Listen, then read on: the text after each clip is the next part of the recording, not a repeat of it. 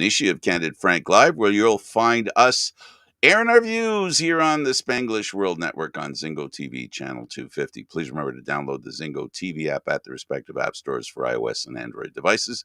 While you download, make sure you rate and leave a comment. Both apps are absolutely free. Zingo TV is available on Google Chromecast, Amazon Fire TV sticks, Roku sticks, and also on smart TVs 2016 forward. Now on Candid Frank Live, joining me is Aaron William Freeland. Hello, Aaron. How are you enjoying the off season of the National Hockey League?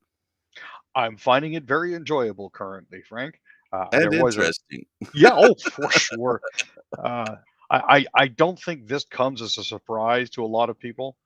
What is Um, this? What is this? well, we're speaking in sort of vague generalities here, obviously, but for those who are not aware, as at Or 12:14 just woke up p.m. after a long sleep? Exactly. As at 12:14 p.m., Kyle Dubas is no longer the general manager of the Toronto Maple Leafs.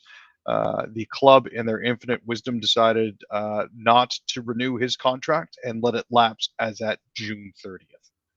So, heading into the draft now, which coincidentally happens to be, I believe it's the 24th of June this year. Uh, Basically, they've uh, severed all ties with him, and he's going to be extremely lame duck leading into uh, that particular session. So, Uh, uh, there's lots more we can talk about, but I'm going to cut to the chase just to start this conversation so people can ruminate in my opinion. Kyle Dubas tried doing to Shanahan what all the core four did to Shanahan. And that is they gave him take it or leave it offers. They asked for more after knowing what they were offered. And every time Shanahan said, okay, all right. I think that's why Shanahan just finally said, you know what? This is this is this is not what I like. If you remember when the contracts were being signed for the core four, I think you remember Shanahan saying, teams that win the cup, sometimes the top players have to sacrifice to ensure that there is depth. That's a comment that I remember, and it's burnt into my brain because it's something I agreed with him, believed in what he said. All of a sudden, Shanahan's put up with the kind of 5-year turn. Talked about the last 5 years.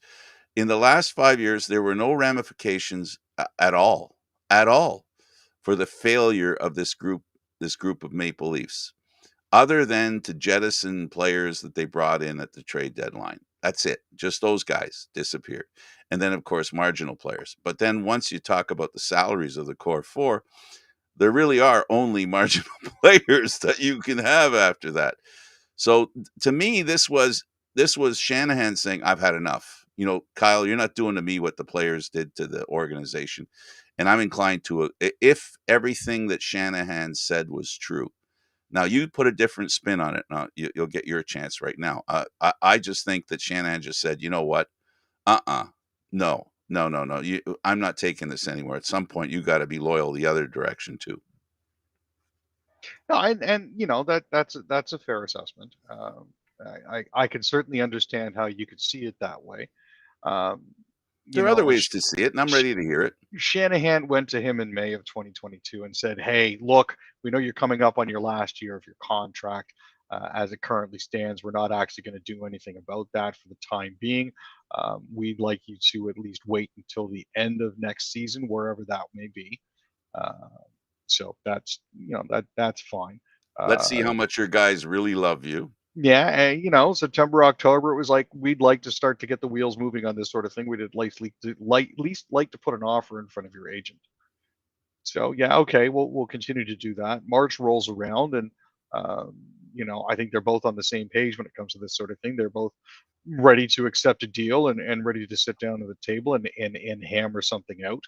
Um, so things proceed to pace. The Leafs finally get past the first round. The core four seem to be doing the things that they should be doing. Then we get into the second round, and between the core four, I think they had a grand total of 74 shots and 0 goals. I think it was maybe one. Um, I think and zero's the right number. Oh yeah. no, Nylander scored. Well, technically speaking, he's not one of the core four. The core four are Oh, technically okay. Tavares, Marner, Matthews, and Riley, because Riley still gets Oh, paid okay. You wanna more than Nylander I does. would yeah, but when we refer to the history of the core four, Yeah, typically it's Nylander goes forward. back further. But anyway, yeah, we're just So quibbling over the yeah, change. I We're not know. really talking about the dollars here, so So we come to the end of it. The Leafs are eliminated. They take team pictures on the Sunday. Uh, Brendan Shanahan says to Kyle, "Why don't you sit back, uh, take a few days to think about it?" I talk to know your that family. there's press availability on locker cleanout day. I would recommend that you don't speak at this. Just let the players do their thing. You Strike know, number 1. Strike number so 1. he goes out there and he throws out the fact that this year has been hard on him, that it hasn't been fun. He and his family are having discussions. Strike 2. This to me is part of the indication where it's sort of like, well, are we sure we want him back? He's saying, well, it was the hardest year of my life. It wasn't enjoyable. I need to sit down and talk with my family. But if I'm not going to be here in Toronto, then I'd rather not be anywhere. Um, I'm not you gonna know, pop up somewhere. Not going to pop up somewhere else. And you know what? If it does turn out that he just sits it out, hey, cool, more power to him. He'll have stuck to his guns. Um, but so there's the And strike presser on 3 was Monday. asking for more money. And Well, strike 3 was asking for more money. we're But go we're ahead, I was getting gonna there. say. So Okay. after the presser, he and Shanahan have more discussions at as Shanahan was careful to point out, at Dubas's offices at the Ford Center for Hockey Excellence.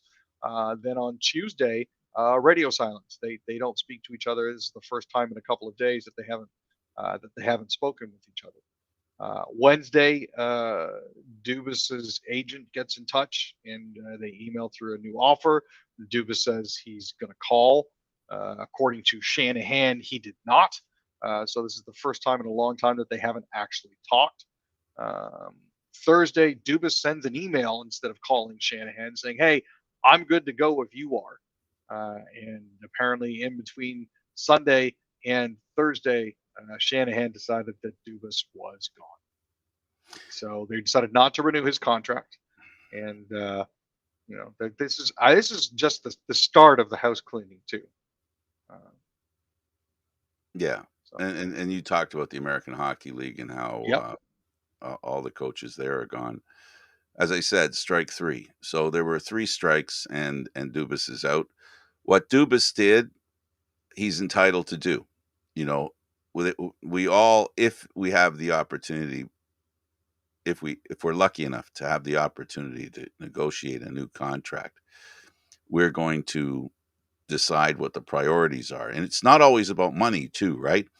There's other things that could have been brought into this. It looks like money, but there could have been other issues that were brought in as well as some sort of autonomy that maybe he wanted, a level of autonomy that maybe he might have wanted that that that Shanahan isn't talking about. But the money thing was the one that stuck in his craw, at least that he was willing to say publicly, which I think is easier to sell than the autonomy thing. So, there could have been autonomy in there as well, and they could have been just as effective in making the decision that Shanahan made, right? The important thing I think to remember is that he talked about his personal life in a meeting with the press that the boss didn't want him to have in the first place. Because I think Shanahan understood that it was a little too early and there were too many hanging situations. And I agree with Shanahan on this, is that Dubas shouldn't have done, because he wasn't renewed by the Leafs. He wasn't let go by the Maple Leafs. He was in limbo. So whatever he said was said as a lame duck general manager. Like everything he said, like even when they asked him, "So are you in the mood to trade one of the big four?" That's a question that he shouldn't have answered because he wasn't in a position to do anything about it.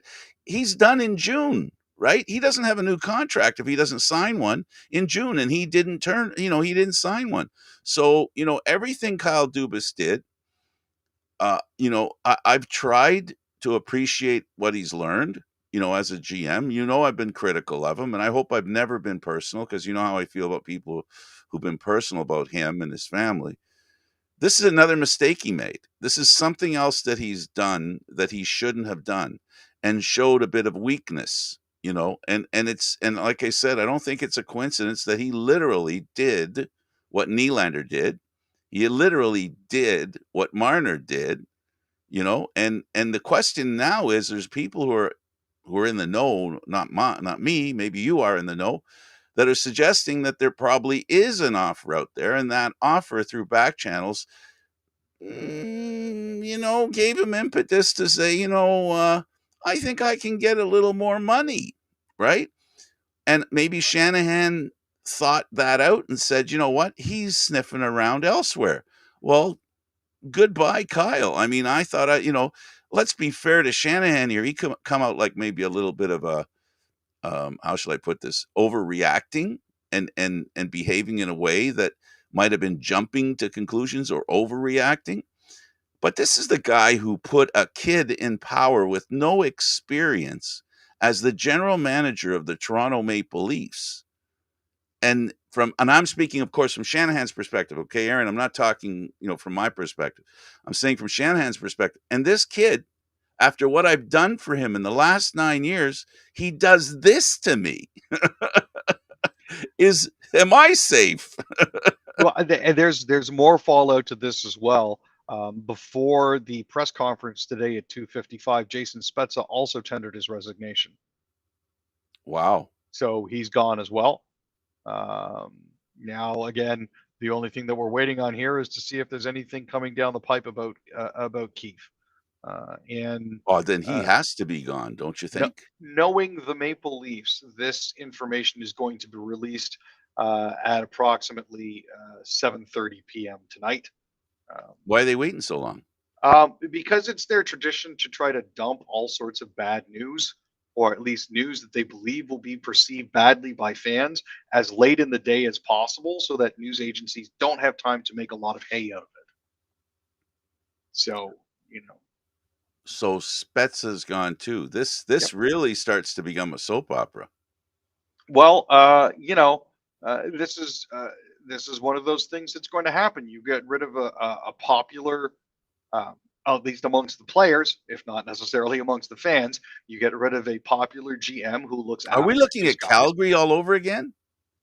It's entirely possible. I mean, I'm glad you understand what I'm asking. the other news coming out from Pierre LeBrun is that there were a lot of feathers that were ruffled when it was decided that Dubas wasn't going to be brought back. Absolutely. So, starting with the core four. now you've made your bed, you get to lie in it. So congratulations on that, MLSE. Is this going to be the Roger Nielsen thing that happened back in 78, was it? When Roger Nielsen was fired by Harold Ballard, and then he came out a few days later, and Harold wanted to wear a mask and came out and was rehired as a coach after being fired. Was wearing a paper bag on the bench. Yeah. I mean, I think it's I think it seems obvious to some folk that Keefe, while he had an excellent record in the AHL and took the Marlies to a championship in 2018, may not necessarily have been quite ready to coach at the NHL level.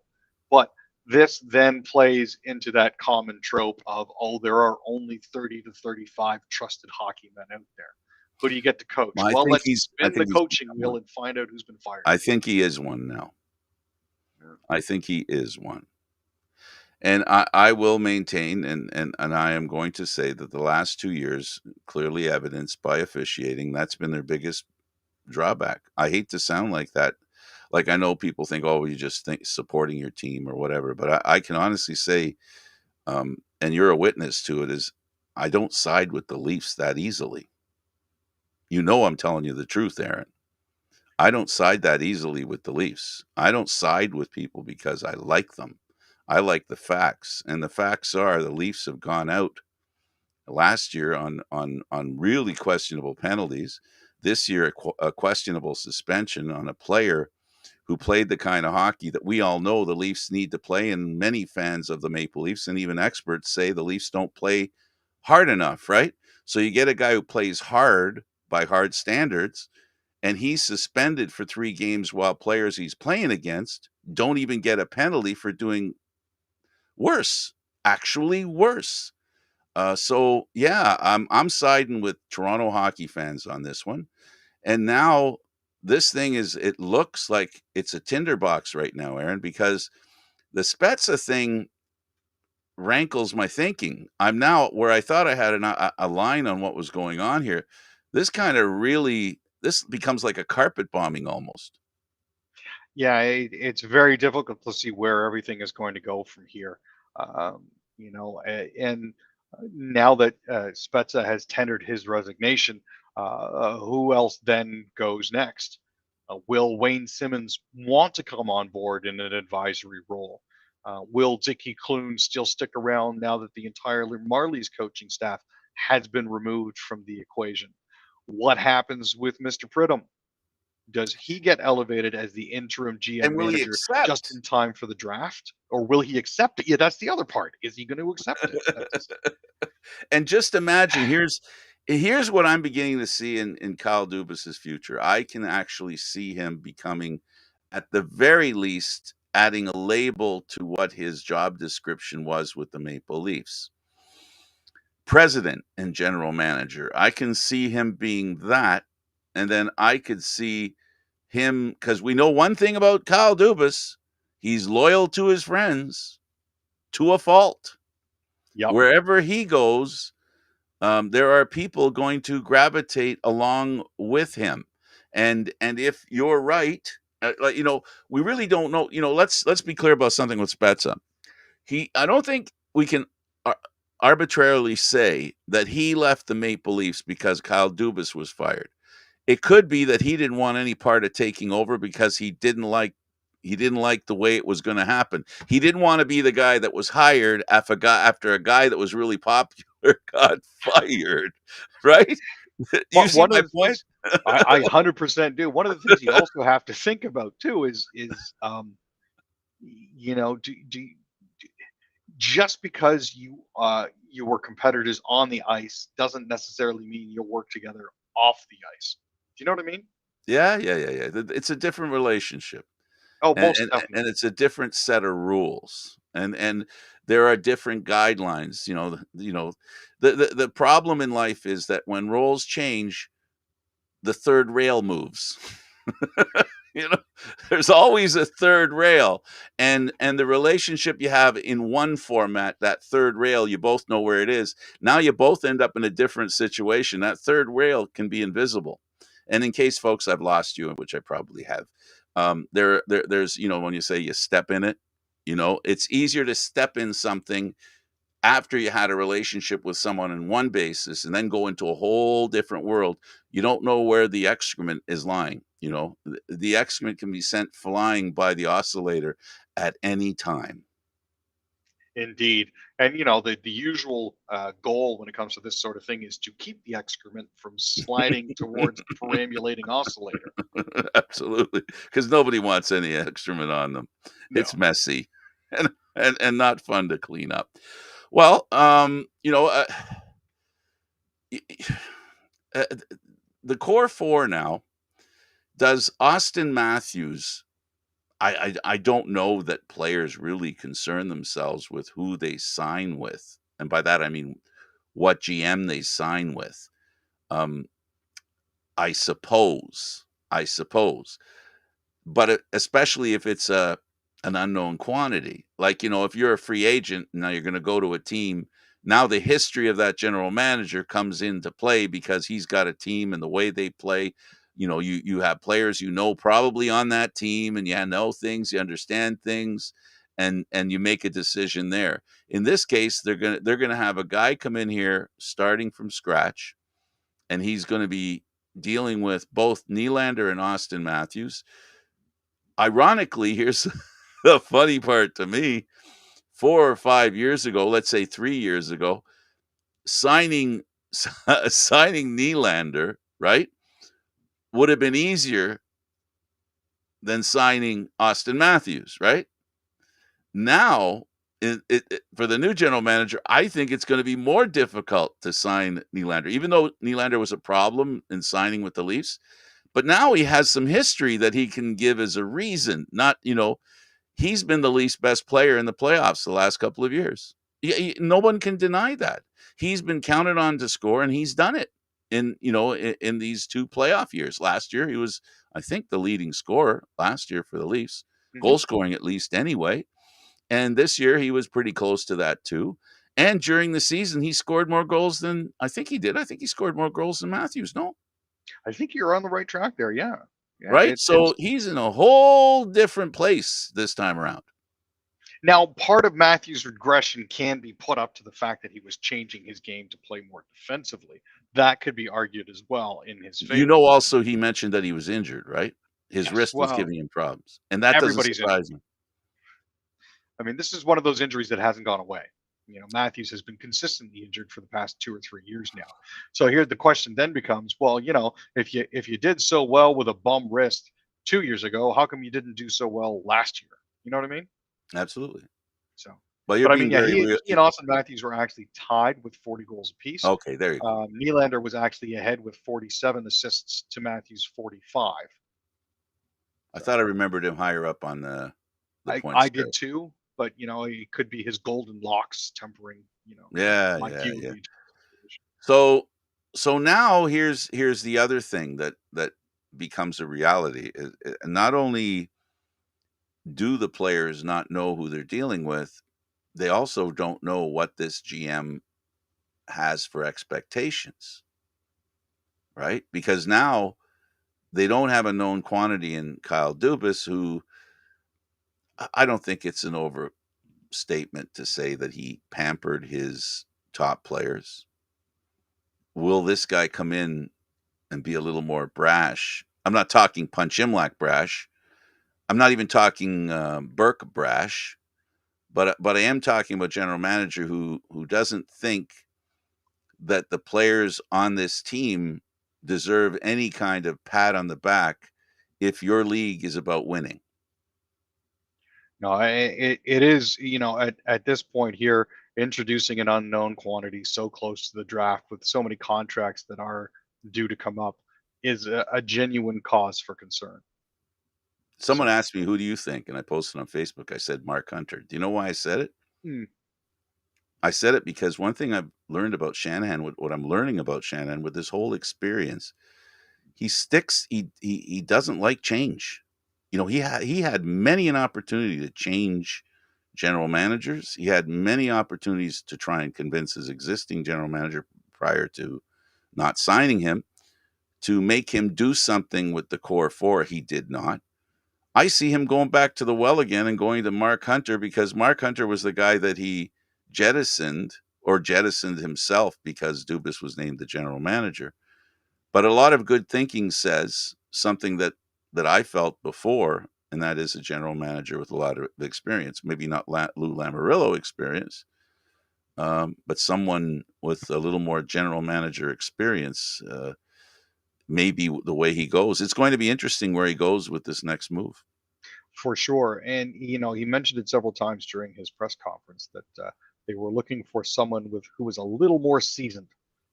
Somebody who was a slightly more experienced general manager would potentially be more attractive to them than somebody new. Nothing that statement says more than I screwed up when I hired Kyle Dubas, because I know right now at that moment when he didn't want to sign him anyway, he must have really felt like he really blew it, and it's also an admission by what he did. Because now you know what I've said about Dubas, right? Is that he's on the job training. He's a better general manager today than he was. What is it? 5 years ago? No, 7. No, well, he was originally signed as the general manager for the Marlies Right, 9 years ago. So that right. was And his introduction into the organization. then he But graduated to the GM and he took over for Lou Lamoriello. yeah, that was in 2018, 2019. Okay, So so after the Marlies won the Calder Cup. So the point being that he yeah, has now gone through the tough lesson, of being the GM and learning on the job. And now the Leafs aren't going to benefit from that. Neither is Shanahan, and that's what I think is disappointing. And this reminds me, Aaron, of the 50 years after the Leafs won their last Stanley Cup, where it was constantly restarting, constantly rebooting. And I told you last time we did our show that the Leafs can't go there. They've got to go make a. They've got to find a guy. Well, there's talk about it. They got to find a move that they can make, a Gilmore type move. You know what I mean? They got even you can even call it a Matthew Tkachuk move, that where you bring in a player or two that just change the dynamic of the team in a big way for a small group of players. And it doesn't have to be an 11-player deal. It doesn't No, have to be a blockbuster where you ship out, 2 or 3 of the supposed core 4 and get rid of part of the Muskoka 5. It just has to be something where there's just enough of a turnover there to spur an impetus, and I don't know, perhaps even competition within the team to try to do better. Um, I think honestly for these players that for the core 4, especially the younger players, these years have been great. Under Dubas, they set new records for wins. They set new records for points. Sheldon Keefe has the highest winning percentage of almost any coach pretty much ever. He's where he's currently sitting. He's done a better job than almost every single coach out there. The just only can't thing do it that's in the been holding playoff. him back is playoffs, which is kind of important. Ouch, ouch. Well, it's funny, but we're kind of. It's funny, they say, no matter how much things change, they remain the same. This is the Muskoka 5 all over again, because it is actually 5. It's if you throw Nylander in, Mhm. Oh yeah, it's the same story all over again. And what happened then was the player was bigger than the team, he being Sundin. And this time it's going to be the same thing where you've got guys on the team who are saying, "No, I don't want to leave. I want to be a Maple Leaf." But, you know, uh the Leafs are stuck with players that just can't do it in the playoffs, and that's a pretty frustrating thing for Leaf fans. no, it's hugely frustrating. I mean, all the goodwill that was created by the fact that they made it to the second round disappeared. Well, we knew that, right? Yeah, Because we know ultimately most fans, they're more concerned. They're more concerned with the championship. It's that 57 years. yeah. Well, it'll be 57 now. It was 56. They added to the length of time between championships. They are the longest running team um, that hasn't won a Stanley Cup. There's no team that's gone longer without winning a Stanley Cup. I'm just hoping at this point that we don't get into Chicago Cubs territory when it comes to not being able to A win one, hundred or years. Boston Red Sox when it comes to the gap between 108 years. Well, I won't be around to witness it. That much I won't. My compassion for you, Aaron, the rest of the Leaf fans, I won't be able to share it with you. At I'll the be in rate that they're heaven or killing me, hell. I'll be in heaven or hell saying, "Well, you guys are living in your own kind of hell." You know, I, it. I just, that's all I got to say. Shanahan is as good as gone too, because he's a dead man walking now. I say that because with the Spezza quitting, and with the way this team is being disbanded the way it is, and if the coach goes, um, you're gonna have once again the 5-year Shanna plan, right? That's what they're gonna say. They're gonna say, well, no, we're not rebooting, but now we've got a new general manager, we got a new coach, But we've seen, and this is the part that's most frustrating for me on behalf of Leaf fans, sports fans, period, where there are teams that constantly fail, and other teams succeed on a far narrower schedule, a more immediate schedule, do it with less money, do it with, I don't know, with players that you don't expect them to do it. And I think a lot of Leaf fans think, and I think on their behalf, why can't Toronto do that? Why can't Toronto make a trade and end up winning a championship like their cousins, the Toronto Raptors? They didn't make wholesale changes. And that's what I look at as the move that will tell whether, Shanahan has a good general manager. He needs a general manager who makes an important move that changes the team drastically without changing the players drastically. I You know it know, sounds silly, but no, it makes a lot of sense to me. And I've seen teams with less do more. Teams like the Seattle Kraken, who are now currently in the third round, a team that was mostly made up of castoffs, which was the original version of the Vegas Golden Knights, made it all the way to the finals in their first year. And here's the Toronto Maple Leafs with all this supposed star power up front that look like they could take on Godzilla with a pea shooter and win, and they can't get out of the first round, or they can barely win a game in the second round. You know, the it, it giant Achilles heel. it is massive. Personally, I would have dipped Achilles twice so that the heel was covered, but that's just me. I'm thinking they need to get rid of all of the high price guys at the top end. Try something different. Absolutely, absolutely. Well, careful what you ask for, because you might get what you want, because you really don't know what that might be. So here it is. The Maple Leafs and their fans are probably holding their breath now, waiting in anticipation of what's going to happen next. And the next negative comment I'll make about this situation is everyone's going to be in a hurry for Shanahan to give an answer. And he wasn't, and clearly, even if you read between his lines, he decided on who his general manager was. He gave no hint that they had a plan B, C, D, or E. So he's starting from scratcheroonie, like from scratch of scratcheroonie. Like he had his guy left. So, and he's going to have to deal with a very impatient group of fans and a media that is relentless, and two of the biggest media groups in the country own the team. So we want news. He's done it to himself. Yeah, he has. He's You totally know, done it to himself. and again, this is the same situation we're looking at. Kyle shot his shot and it hurt him. Shanny responded, and now he has to lie in the bed that he's made for himself. So you're creating I think an atmosphere here, saying that basically what Shanahan did was spiteful, a tad. Feels like it. Yeah, that's what I'm hearing. That's an opinion, and it's a fair opinion. He reacted to the way he was treated. I really think that's the case. But I also, I guess because they won in the first round, uh, Dubas felt his value increased. You know, Well, I think that first round win gave him a little bit of rope, and he hanged himself with it. yeah, it's too bad. Well, hopefully, Leaf fans will at least have entertaining hockey in the regular season. Whatever happens in the playoffs. Right now, it's the same thing I said to you last year. It's all about getting to a point where they can get ready for the playoffs. If they have to struggle to make the playoffs, I said last year that that's not a good idea. But then there's the Florida Panthers, Yep. This is right? this They is struggled to make it into the playoffs. after winning the President's Trophy. Yeah. And So that's the thing, Aaron. I'm sorry, folks, we're stuck on this topic, but it's really important to note, and I think it's an important note to make.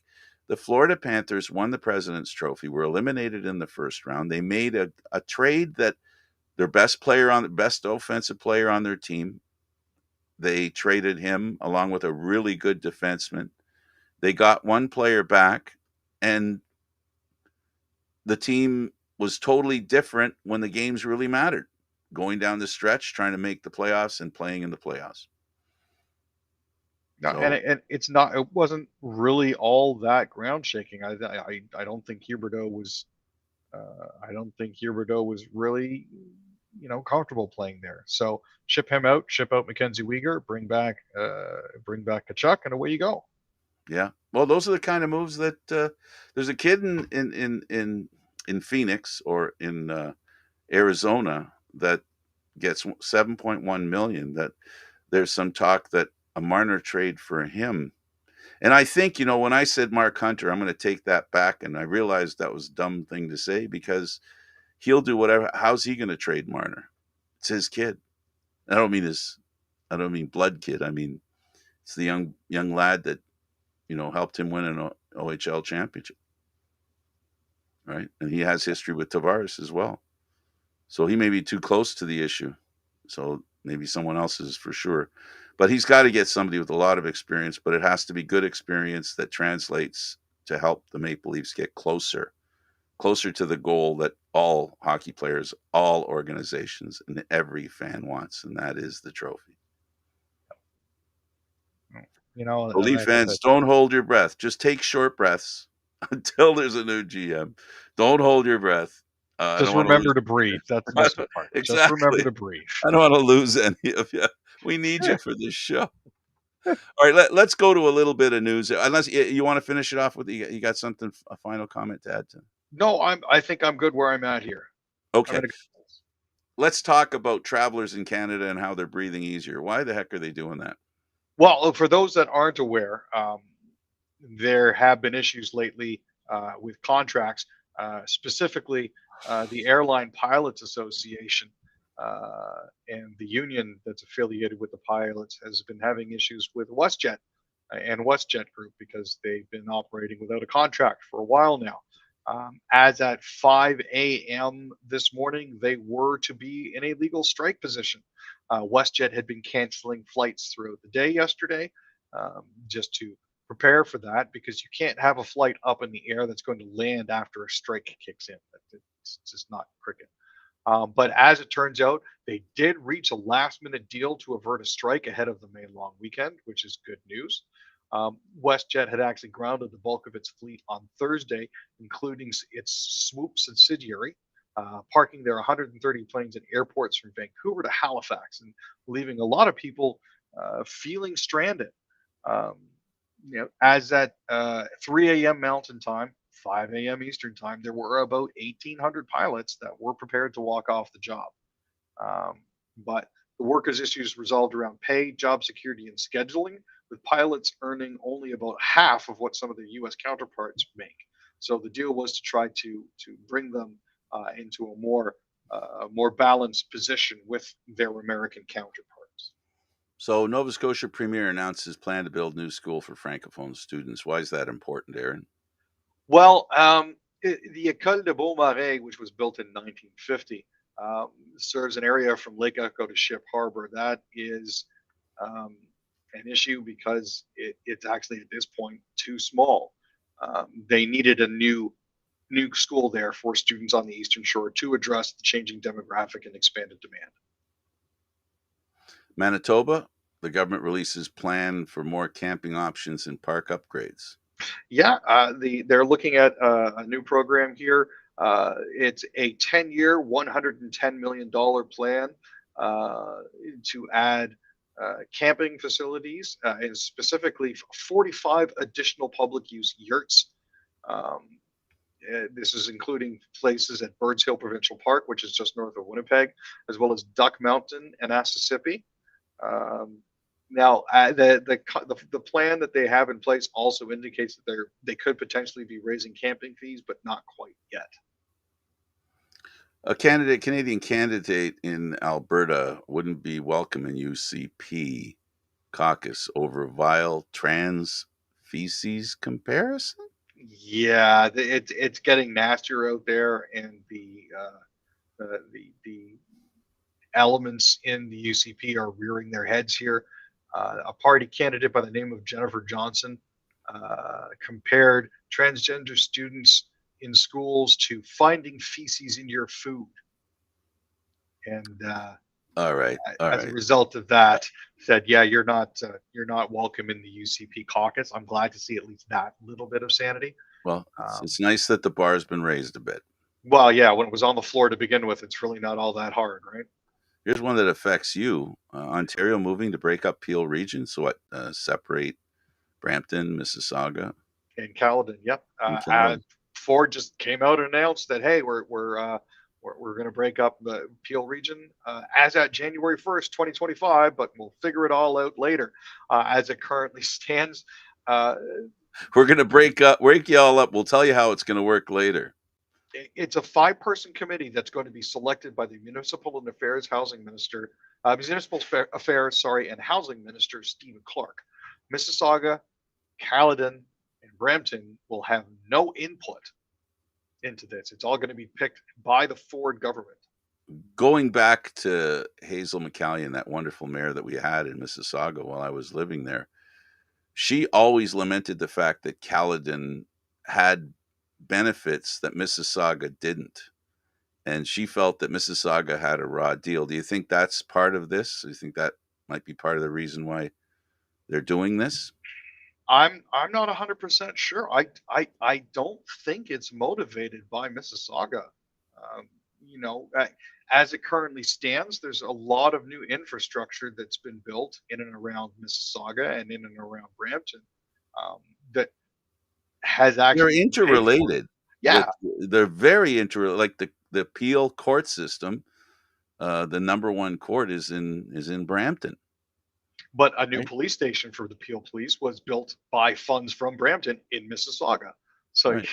there's that as well. Not to mention the need to staff and to provide equipment for Peel Fire.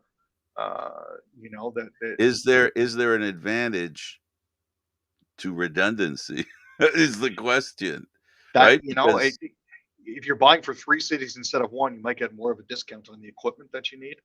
well, But and you highlight. I think we both highlighted the point. The problem is untangling the connections could be problematic. right, and And Patrick Brown has point blank said, "Well, we've invested at least $1 billion in Mississauga. We want that money back." And now the right, question is going to be, but well, what about the Miss, money we invested in Brampton? and Right. the other thing is, Mississauga is also saying, Bonnie Crombie was saying, well, it will save Mississauga about $1 billion a year if we don't have to pay into providing other stuff for Caledon and for Brampton. Well, So, that's what I'm yeah, saying. That's the part that Mayor McCallion was a little ticked about. What Caledon put in and what Mississauga put in, and what both of them took out. There was a real, I'm not trying to extrapolate anything here because I don't have the stats in front of me. I don't have the numbers in front of me, but they felt, and I'm talking about Hazel McCallion, felt that there was an imbalance in what the contribution was by Mississauga and what they got out of the deal. So, and you've just highlighted it with the present mayor, Mayor Crombie, saying that there's $1 billion savings. If that's why I said to you, is this something that's going to, when they say break up, are they talking about also breaking up Caledon and Mississauga's relationship, which you said, yup. yeah, that seems to be it. Now we really need to decide who gets the kids in this relationship, but Wow. Yeah. yeah, Who's going to need to adopt? It's going to be weird. it's going to be Okay, real weird. USA police officer charged with lying about leaks to Proud Boys leader. Metropolitan Police Department Lieutenant Shane Lamond of Stafford, Virginia, uh, was arrested. The indictment alleges that he provided information to Proud Boys National Chairman Enrique Tarrio that law enforcement had an arrest warrant out for him so that Tarrio could flee. Tarrio was actually arrested in Washington 2 days before Proud Boy members joined a mob to storm the Capitol on January 6th, 2021. Tarrio and three other group members were convicted of seditious conspiracy charges in that. But yeah, they're saying this officer kind of fed him extra information that he shouldn't have, which made the situation worse. So we've got the foot soldiers getting in trouble because they've been arrested and charged and convicted. And now we find out there were spies involved as well. Yep. Now all they have to do is start making the organizers, the leaders, accountable for what they did. Oh, and that might be happening down the road in August as we hear as words out with the Attorney General of Georgia told the courts and the police to be prepared for some real busy business going on in August. Um, it's going to be interesting. Oh, for sure. It feels like this is the mid-year TV media event. Now, as far as I knew, the National Hockey League season ended, but I heard a rumor there's some exhibition games or something going on. Yeah. They're having overtime now in exhibition games. I can't believe it. So they're starting the exhibition games really early in the NHL season, and I understand the Panthers played the Hurricanes last night to a 4-period overtime, and they only missed by a few seconds the complete 4 extra periods. So they played a couple of games last night. Literally a couple of games. Matthew Kachuk actually scored with 12.6 seconds left on the clock There's to that give name. the Florida Panthers a 3-2 win over the Carolina Hurricanes. Tending goal for the Carolina Hurricanes was former Toronto Maple Leafs legend Freddie Anderson. Kachuk beat him short side glove high. Uh, it was a nice play. It was a bang bang play. The funniest thing about all of this after it was all done was the fact that um, I don't think a lot of Carolina fans were upset, but the people with the most vitriol towards Freddie were actually Maple Leafs fans. Oh, And I geez. was confused by that because I'm like, he doesn't play for your team anymore. Why are you See, there you concerned go. about? See, there you go. He did it again. He cost the team a playoff game. I think that's what you're saying they were doing. I think they're yeah, but when you play 100 and almost 140 minutes, you got to kind of wonder what the forwards were doing in that situation too, right? Oh, for goodness sake, they were skating on their knees. The Riders, let's go to CFL football. The Riders signed global punter.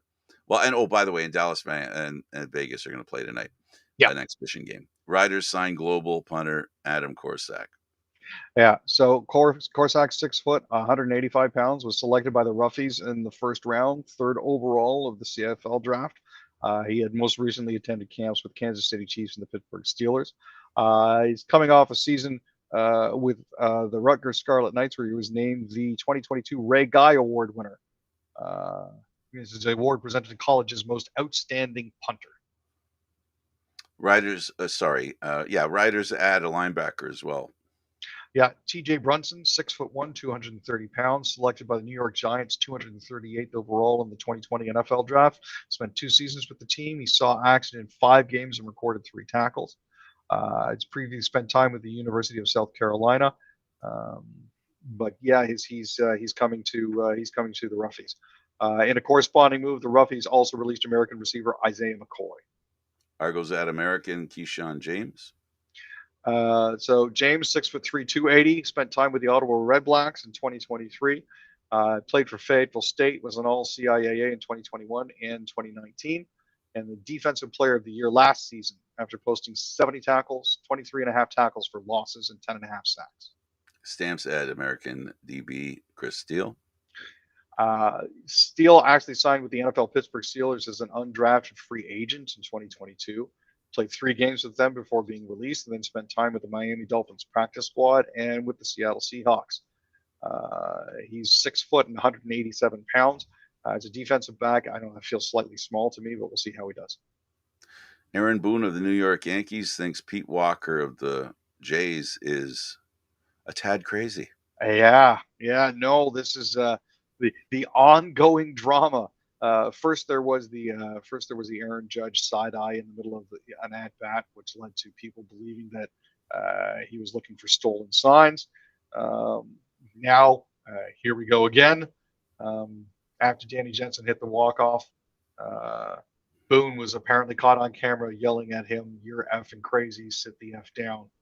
Uh, Not sure where that actually came from, but apparently Boone had issue with the Blue Jays pitching coach Pete Walker. So, well, I'll have to see how this continues to develop. I like a good rivalry outside of just the 2 teams playing each other. I like a little personal sparks. That's always fun. Then there's this. Yeah, exactly. You should hear how they're talking about it on U.S. News. They're actually talking about it in the news. The Canada, Kraus scores twice, says Canada thumps Kazakhstan 5-1 at the World Hockey Championships. Yep. So Canada is continuing to play in the the IAHF World Championship in Riga, Latvia. Canada is now again unbeaten. Kraus had 2. Joe Valeno and Sammy Blais each had a goal and 2 assists for Canada, with Mackenzie Weegar, who was that other cog that went from Florida to Calgary, added a goal and an assist. So. The father of Coyotes star Clayton Keller, a guy that fits the Matthew Tkachuk kind of, it could be available, but he says he just wants to know what's going on the ice and off the ice. He doesn't feel there's clarity there, and he'd like some. Yeah, no, for sure. After the recent events where propositions 301, 302, and 303 were voted down, it was actually a close vote. But after that was voted down, Clayton Keller's father, Brian, apparently tweeted something that was slightly inflammatory, saying that his son would not show up to the beginning of the season. Which was, rather upsetting for Coyotes fans. He later walked it back, saying, while out of town on business, I was informed by several friends that a couple of Twitter messages were apparently sent from my personal account regarding the vote on the proposed arena in Tempe and my son Clayton Keller's future in Arizona. I'm writing to inform anyone who read these messages that my Twitter account was hacked, and the messages were sent out by the hacker. I want to make it clear that I did not authorize these messages and they don't reflect my personal views or opinions. The matter has been reported. My account is now secure. Everyone knows me, knows my opinions are all mine, and that I own them. These were not my comments or views. I want to apologize for any confusion. Now, Okay. yeah, I don't know if I believe it, but there you have it. Yeah. And we know that stuff can get hacked. But anyway, Aaron, this was fun. Thanks for doing this. Hey, glad to be here, Frank. All right. Keep breathing, Maple Leaf fans. I'm Candid Frank Stanisci. Thank you for watching Candid Frank Live, Aaron, Mondays, Wednesdays, and Fridays at 6 p.m. Eastern Standard Time. This show can also be heard on the Spanglish World Network. For Candid Frank Live, other news, entertainment, and sports programming we offer, please check out SpanglishWorld.ca. Spanglish World. Watch it, hear it, read it, download it, and live it. And thank you for watching. And don't forget to check out Candid Frank Stanisci 1030 on YouTube. Until next time, ciao for now.